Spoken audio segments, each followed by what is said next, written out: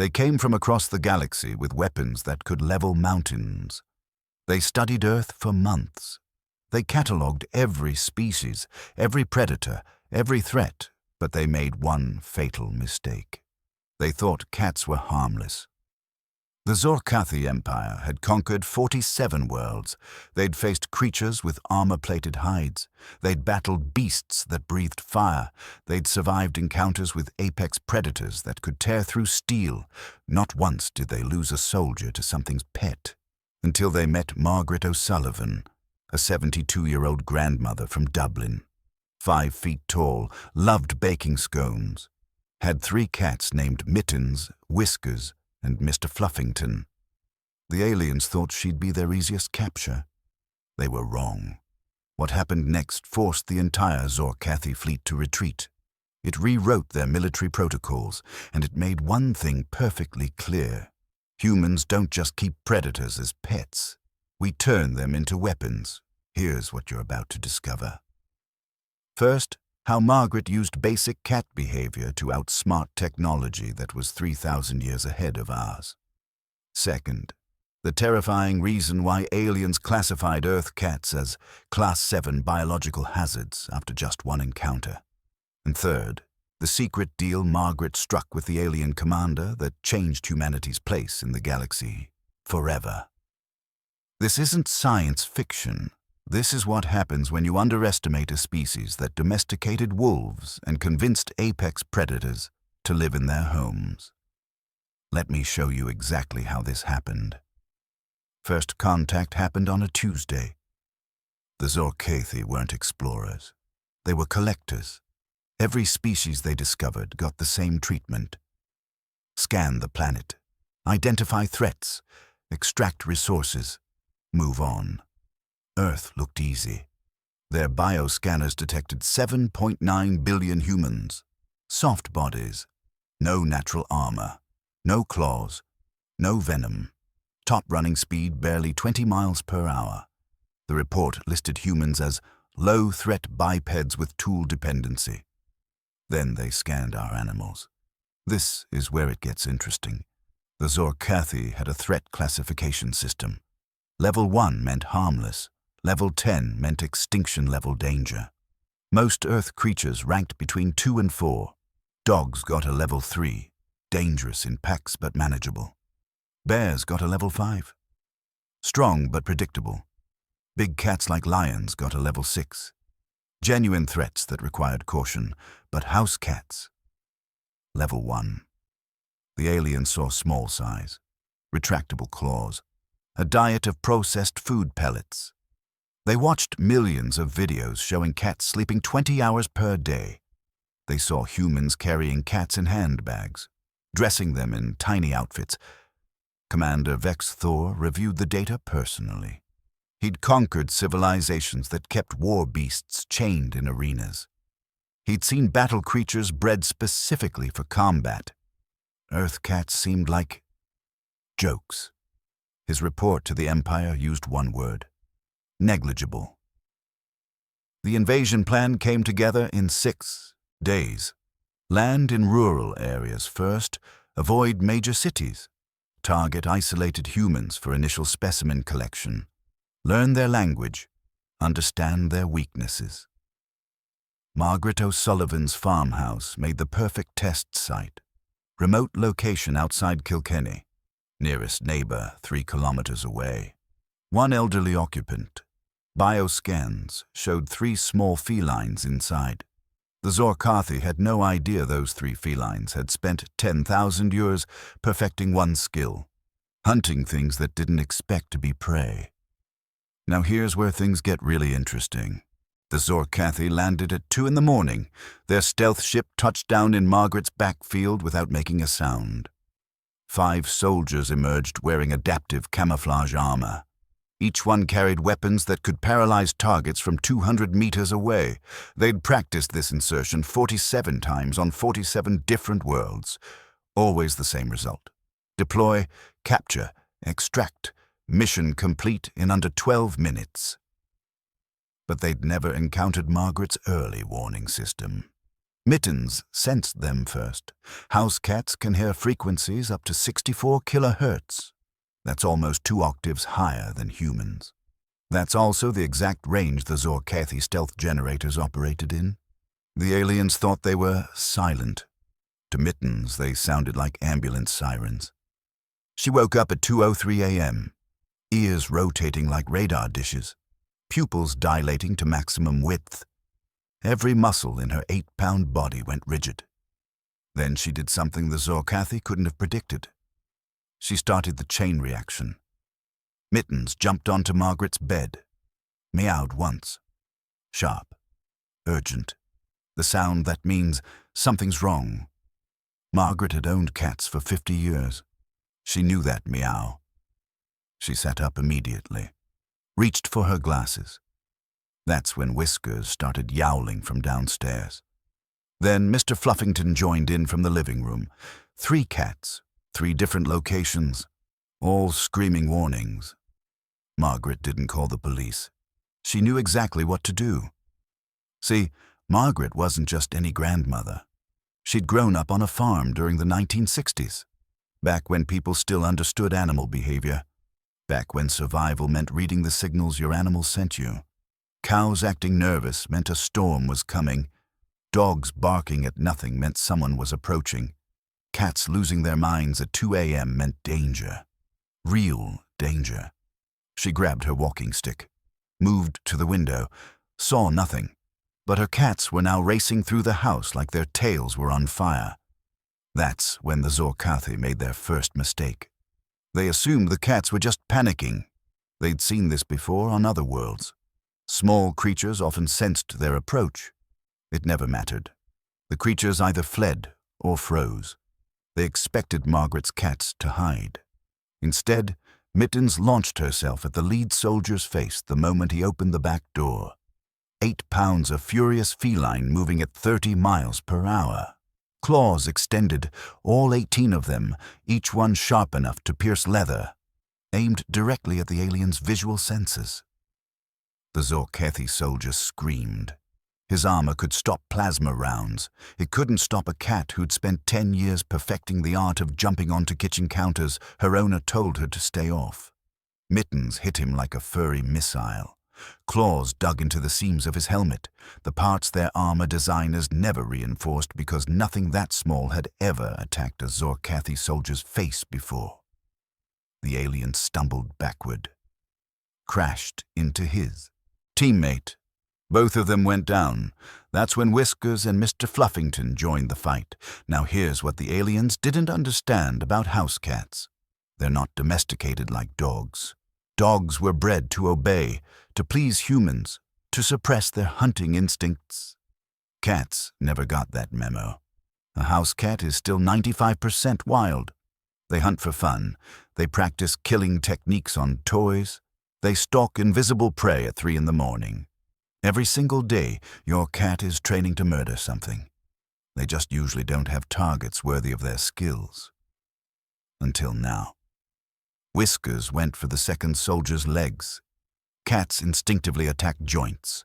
It's how they take down prey twice their size.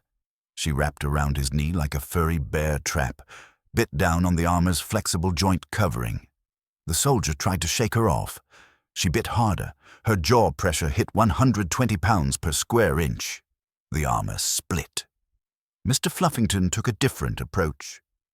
He's a Maine Coon, 15 pounds of muscle and murder mittens. He jumped onto the third soldier's shoulders and started doing what cats do best, making biscuits. Except instead of a blanket, he was kneading his claws into the alien's neck armor, puncturing it over and over like a sewing machine made of knives. The Zor'kathi soldiers were panicking now. They'd trained for armed resistance, for coordinated attacks, for enemy combatants who followed predictable patterns. Nobody trained them for 3 small predators operating on pure instinct and rage. And Margaret, she was just getting started. But if you think that's crazy, wait until you hear this. Margaret watched from the hallway. 3 alien soldiers on the ground, her cats turning them into scratching posts. Most people would have run. called for help. Hidden. Margaret grabbed her phone, started recording, and smiled. Because she'd just realized something the Zor'kathi hadn't. This wasn't an invasion, this was leverage. She'd lived through the Cold War, she understood power dynamics, and she knew one universal truth. People who want something from you will negotiate if you make taking it expensive enough. Right now, retrieving these soldiers was getting very expensive. Margaret cleared her throat. Mittens, Whiskers, Mr. Fluffington, to me.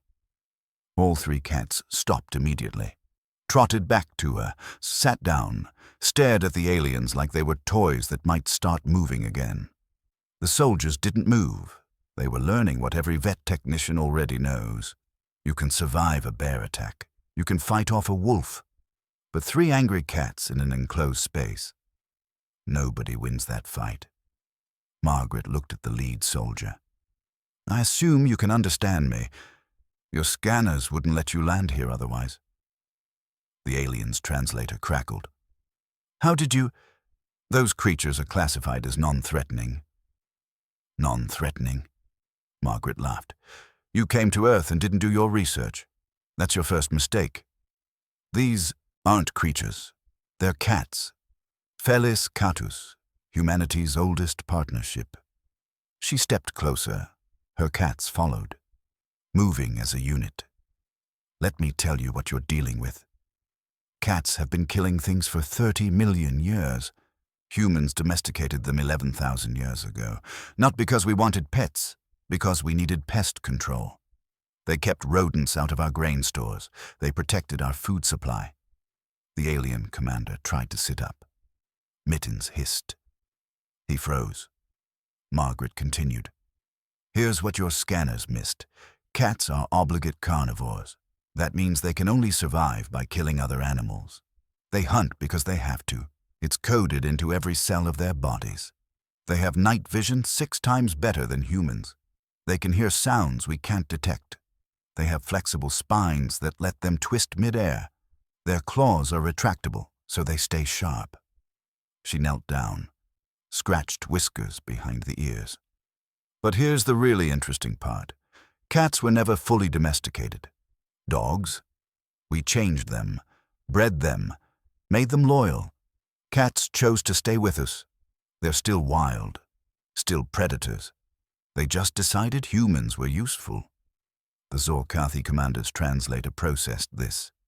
You're saying these cats are autonomous weapons that choose to coexist with you? Now you're getting it. Margaret stood up, and here's what's about to happen. You're going to explain why you're in my house at 2 a.m.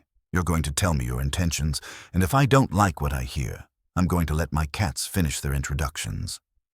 The commander hesitated. He'd faced down warlords, negotiated with species that communicated through pheromones, survived first contact with silicon-based life forms. He'd never been interrogated by a grandmother with a walking stick and 3 small carnivores. We are conducting preliminary resource surveys. Your planet has materials we require. Standard collection protocols. No permanent harm intended to the local population. Margaret's smile vanished. You came to take our resources. It is standard procedure across the galaxy. Developed civilizations share their surplus with... We didn't develop these resources for you. Margaret's voice went cold. And you're not taking them. The commander made his second mistake. He reached for his weapon. Mittens was on his arm before his fingers touched the grip. Mr. Fluffington went for his face. Whiskers aimed for the weak points in his leg armor. The other soldiers tried to help. Margaret whistled, high and sharp.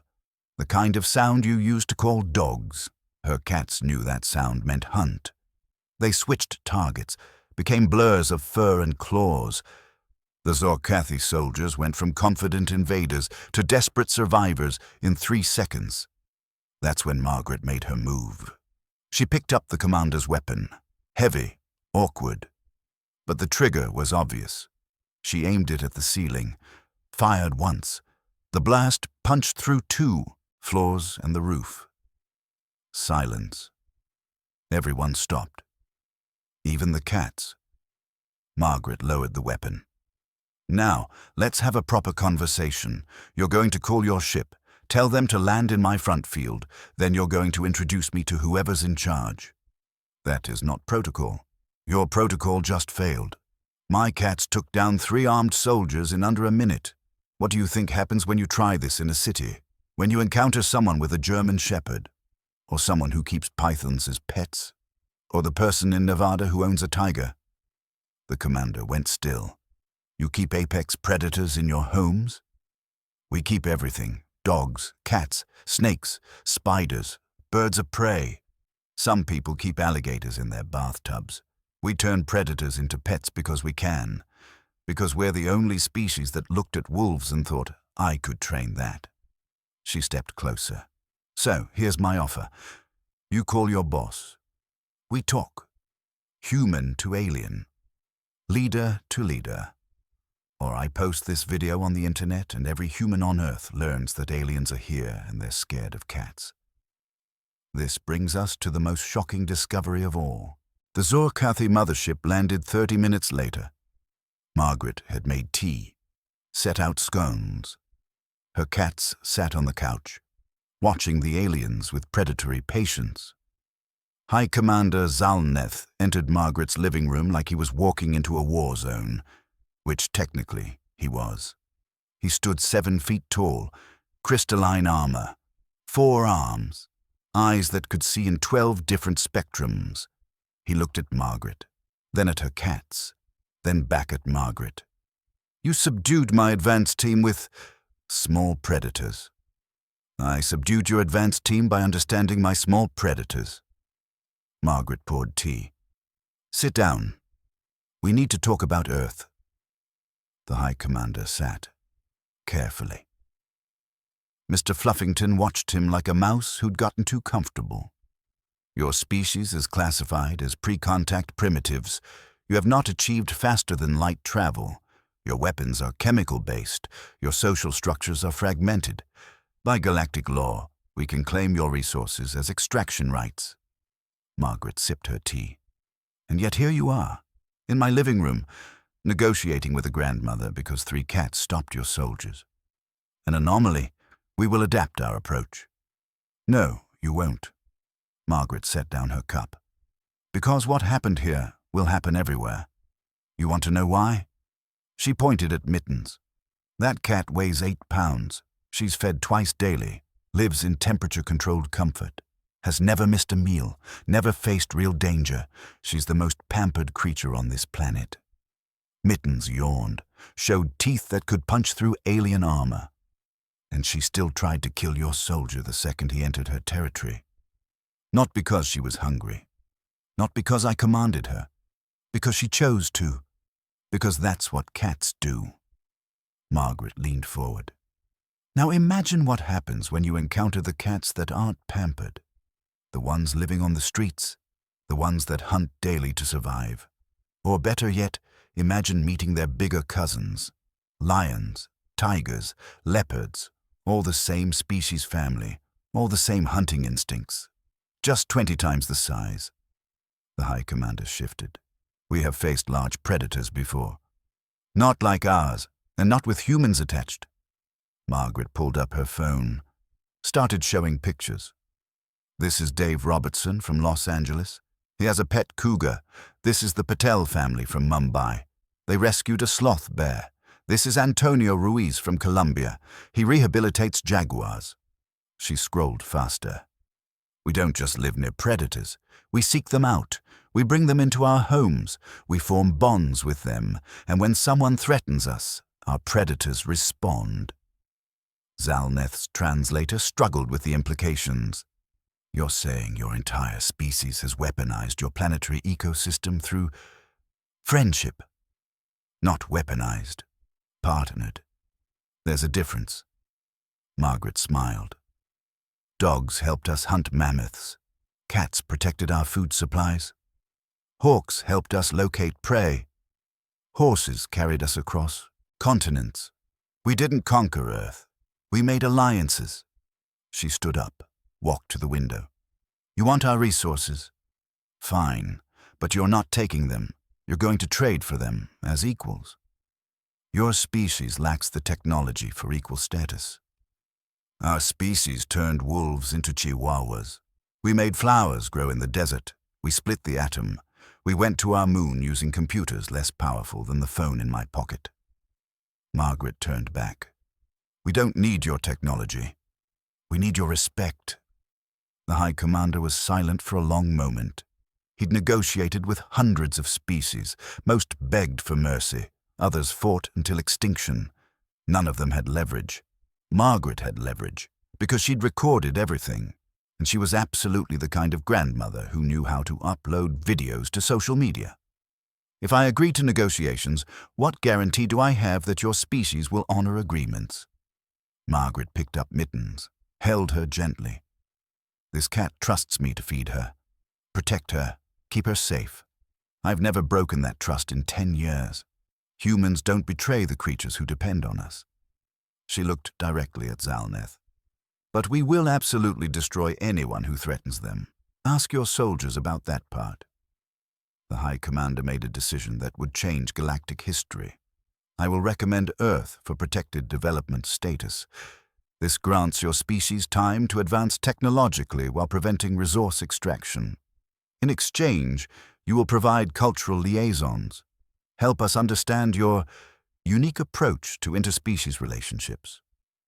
And the video remains unpublished. For now. Margaret smiled. Set down Mittens. Extended her hand. Then we have a deal. Zalneth looked at her hand, understood the gesture from their cultural database, reached out with one of his 4 arms. They shook, human and alien, grandmother and commander, 2 species who just realized they had more in common than they thought. Both of them understood one thing perfectly.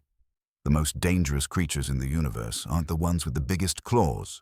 They're the ones who convince others to fight for them. So what does all this mean for us today? The Zor'kathi Empire updated their threat assessment 48 hours after Margaret's negotiation. Earth status changed from resource extraction candidate to protected development world with active defense capabilities. But here's what really changed. They reclassified every Earth species that humans kept as pets. Dogs went from level 3 to level 8. Reason: demonstrates pack loyalty to human handlers, will defend without regard for personal safety. Bite force exceeds most standard armor specifications. Cats jumped from level 1 to level 7. Updated description: ambush predators operating with human authorization. Unpredictable attack patterns. Appears harmless until activated. Recommended protocol: avoid all contact. The report about Margaret went into the Galactic Archives. Required reading for any species considering Earth contact. Title: The O'Sullivan Incident. Why human-animal bonds represent tactical alliances rather than simple domestication. It included one note in red text. Species that evolved alongside predators develop survival strategies that seem irrational to logical analysis. Humans did not evolve to be apex predators. They evolved to recruit them. Within a month, 12 other alien civilizations reached out to Earth, not to invade, to establish embassies, because word spreads fast in the galactic community. And the story of one grandmother defending her home with 3 cats became the most shared piece of intelligence in the known universe. Here's why this matters to you right now. First, it changes how we see ourselves. We spend so much time comparing humans to other species. We're not the fastest, not the strongest. We don't have claws or armor or venom. But we have something better. We have the ability to form alliances across species barriers. Every dog that guards your home is choosing to protect you. Every cat that brings you dead mice is sharing their hunt. Every horse that carries you is trusting you with their safety. We didn't become the dominant species on Earth through individual power. We did it through relationships. Second, it reveals something about human psychology. We're wired for cooperation. We see potential partners everywhere. Most species look at a wolf and see danger. We looked at wolves and saw future friends. That's not normal. That's exceptional. Scientists call it domestication syndrome. But it's deeper than that. It's the ability to recognize consciousness in other species, to communicate across massive biological differences, to build trust with creatures that could kill us.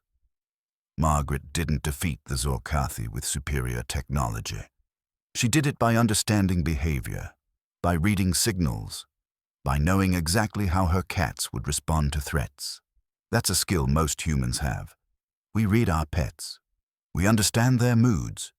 We know when they're happy or scared or angry. We're unconsciously brilliant at cross-species communication. Third, it shows why underestimating humans is dangerous. The Zor'kathi made the classic mistake. They looked at surface-level capabilities, measured physical strength, counted weapons.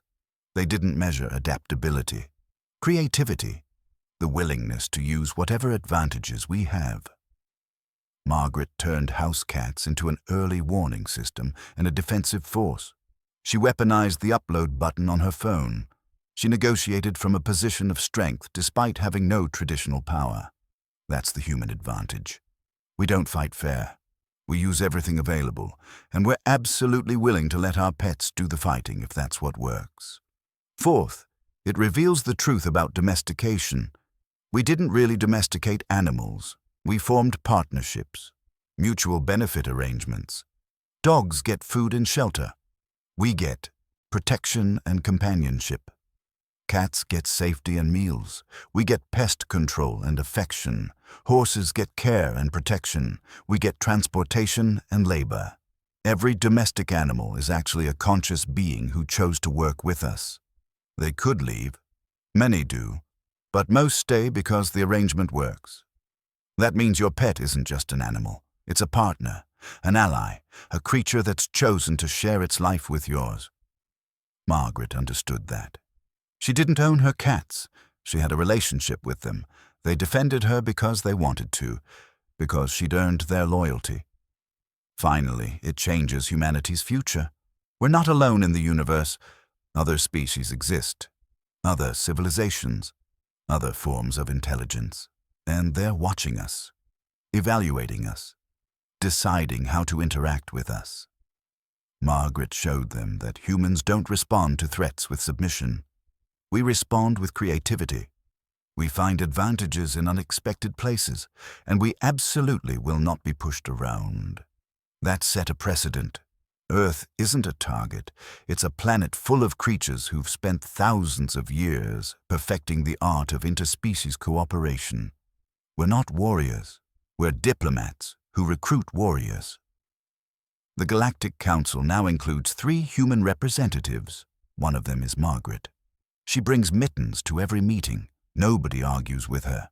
Here's what this means practically. When we eventually develop faster-than-light travel, we won't arrive in the galaxy as weak newcomers. We'll arrive as the species that turns apex predators into friends. That's a reputation worth having. Before we wrap up, there's one final thing you need to know. 6 months after the O'Sullivan incident, the Zor'kathi sent Margaret a gift. It arrived in an unmarked container. No return address, just a note in English. From High Commander Zalneth. With respect. Margaret opened it carefully. Her cats supervised. Inside was a piece of technology, small, crystalline, pulsing with soft light, and a manual, translated into English, Irish Gaelic, and cat behavior descriptions with diagrams. It was a universal translator collar, designed for Earth felines. The note explained, after extensive research into Earth species, we discovered something your scientists have not yet confirmed. Your cats understand human language. They simply choose not to respond most of the time. This device allows two-way communication. Use it wisely. Margaret stared at the collar, then at Mittens. You understand me? This whole time? Mittens slow blinked, the cat equivalent of a smile. Margaret attached the collar, pressed the activation button, waited. Mittens stretched, yawned, then spoke in a voice like rustling leaves. Of course I understand you. I've lived with you for 10 years. I understand English, Irish, and 12 other languages from your television. Margaret sat down, hard. Why didn't you tell me? You never asked. Besides, humans are more entertaining when they think we're simple creatures. You talk to us differently. It's quite amusing. Whiskers jumped onto the table. Can I have my collar now? I've been waiting to discuss the unacceptable quality of breakfast for 3 years. Mr. Fluffington padded over. I would like to formally register complaints about the lack of door service. I should not have to meow to be let out. The door should simply open when I approach. Margaret started laughing, then crying, then laughing again. You've been intelligent this entire time. Define intelligent, Mittens said. We don't build spaceships, but we've successfully trained humans to feed us, shelter us, and clean our waste facilities while we sleep 20 hours per day. Who's really the intelligent species here? Margaret couldn't argue with that logic. But here's the real revelation, the part that changes everything. The Zor'kathi didn't discover that cats were intelligent. They'd always known. Every species they'd encountered had similar partnerships. Predators and prey, hunters and farmers, strong and clever. The difference was human relationships with animals looked voluntary. Other species used force, cages, control. Humans used trust, and that made all the difference. Zalneth's private report to the Galactic Council included one line that never made it to the public records. Humanity did not domesticate Earth's predators. They befriended them. This suggests capacity for alliance building that exceeds our projections. Recommend immediate diplomatic outreach before they realize their advantage. Because here's what the aliens understood that we're just starting to figure out. Earth is covered in predators. Millions of them. Living in our homes, walking our streets, sleeping in our beds, and every single one of them has chosen to be here. Dogs could survive without us. Cats definitely could. But they stay. They protect us. They warn us of danger. They fight for us. Not because they're programmed to, because they want to. That's power. Real power. The kind that doesn't come from weapons or technology. The kind that comes from relationships built over thousands of years. Margaret became Earth's first ambassador to the Galactic Council. She brought Mittens to every session, not as a pet, as a colleague. The other species learned quickly. When Mittens sat up straight and her ears went back, Margaret was about to say something important. When Mittens started grooming herself, the topic was boring and would be ignored. When Mittens left the room, negotiations were over. One species made the mistake of threatening Earth's water rights. Mittens walked across the negotiation table, sat directly in front of their representative, started that slow tail swish that every cat owner recognizes. The universal signal for, I'm about to do something you won't like. The species withdrew their claim immediately. Margaret used her position to establish the Animal Alliance Initiative, a program teaching other species how to build partnerships with their own planet's creatures. Turns out, most civilizations had never tried. They'd used technology to dominate their environments, to control nature, to separate themselves from their evolutionary roots. Humans had done the opposite. We'd pulled our evolutionary roots closer, made them part of our families, and that gave us an advantage nobody saw coming. Today, Earth exports animal behavior specialists across the galaxy.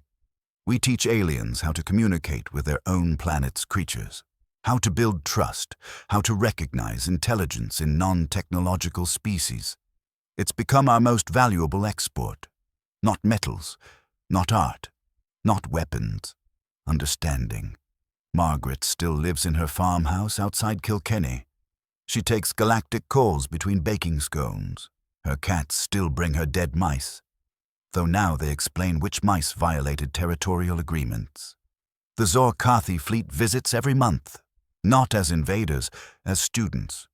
They want to learn what Margaret knows, how to see partners instead of resources, how to build alliances instead of armies, how to recognize that intelligence comes in forms that don't build spaceships. And Margaret teaches them. One lesson at a time. With 3 cats supervising every session, because that's what humans do. We share, we connect, we find common ground across impossible differences. We turned wolves into chihuahuas. We made cats choose to live with us. We convinced horses to carry us and hawks to hunt for us. We looked at Earth's deadliest predators and said, "Let's be friends." And they said yes. If this opened your eyes, let's bring this home. Margaret O'Sullivan stopped an alien invasion with 3 house cats and basic psychology. She didn't have weapons. She didn't have technology. She had relationships, and that was enough. The Zor'kathi Empire updated their entire military doctrine because one grandmother understood something they'd missed. Humans don't face threats alone. We bring our friends, and our friends have claws. Earth went from resource extraction target to protected development world in one night. Because we proved that underestimating creatures based on their size is the fastest way to lose a fight. And now, humanity represents the Galactic Council on Animal Intelligence and Interspecies Cooperation. We're teaching aliens what we learned over thousands of years. Partnership beats domination. Every time. Here's what you can take from this. Look at your pets differently. They're not just animals. They're intelligent beings who chose to share their lives with yours. They understand more than you think. They're capable of more than you imagine. And when push comes to shove, they'll fight for you. Because that's what partners do. Hit that subscribe button if you want more stories about humanity's unique place in the universe. Stories about how we turned disadvantages into strengths, how we built alliances instead of armies, how we changed the galaxy by simply being ourselves.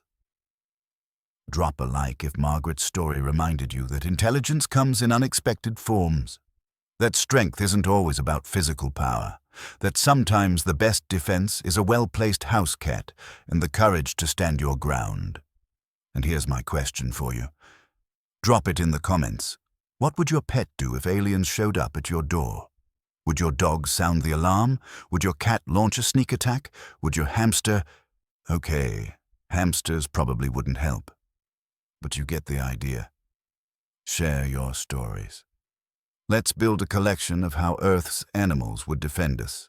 Because somewhere in the galaxy, aliens are watching, and they need to know that every human comes with backup. Next video drops in 3 days. We're covering the time a human chef accidentally started a galactic food war by introducing aliens to hot sauce. Trust me, you won't believe what happens when species that never evolved taste receptors for capsaicin try sriracha for the first time. Until then, remember this. You're not just a pet owner. You're the commander of a small predator unit that's been training its entire life for this moment. Treat them with respect. They've earned it. Margaret did, and she changed the galaxy. Now go give your cats some treats. They're probably plotting something right now. Might as well stay on their good side. I'll see you in the next one.